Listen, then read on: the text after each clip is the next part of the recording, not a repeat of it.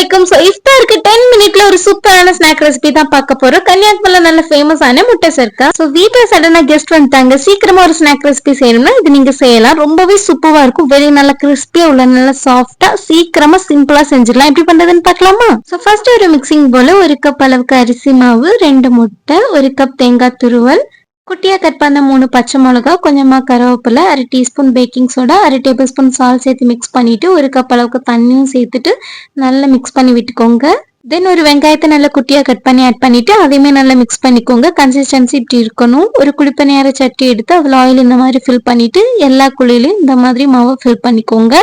Fry பண்ணும்போது low ஃப்ளேமில் வச்சு ஃப்ரை பண்ணிக்கோங்க. அப்போனா உள்ளேயும் கரெக்டாக குக் ஆகி கிடைக்கும். ஸோ ஒரு 5 மினிட் குக் பண்ணிங்கன்னா ஒரு சைடு நல்லா கோல்டன் ப்ரௌன் ஆகிரும்.